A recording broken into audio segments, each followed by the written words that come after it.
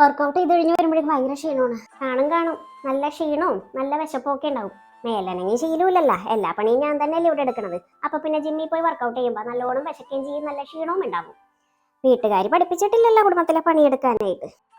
ഉള്ളത് പറയാനോണ്ട് വിഷമമൊന്നും വിചാരിക്കരുത്. ജിമ്മിലേയും കഴിഞ്ഞ് ഇവിടെ വരുമ്പോഴേക്കും വെച്ച് വേവിച്ച് വരാനൊന്നും എന്നെ കൊണ്ട് പറ്റൂല. വേണ്ടവർ എന്താന്ന് വെച്ചാൽ ഉണ്ടാക്കി തിന്നോ. അത് മാത്രമല്ല, ഇവിടുത്തെ ഗ്യാസിന് എനിക്കൊരു കണക്കൊക്കെ ഉണ്ട്. അതിലപ്പുറത്തേക്ക് ഉപയോഗിക്കാൻ ഞാൻ സമ്മതിക്കേയില്ല.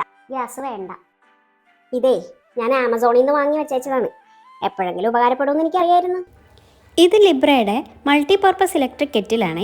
ഇതിൻ്റെ ഉള്ളിൽ ഒരു സെറാമിക് കോട്ടിംഗ് ആണ്. ഇതിൽ നമുക്ക് 3 സ്പീഡിൽ ഹീറ്റ് അഡ്ജസ്റ്റ് ചെയ്യാവേ. അതോടൊപ്പം തന്നെ ഇതിൻ്റെ ബാക്കിലൂടെ നമുക്ക് ഈ ഒരു കേബിൾ കണക്ട് ചെയ്ത് യൂസ് ചെയ്യാവുന്നതാണ്.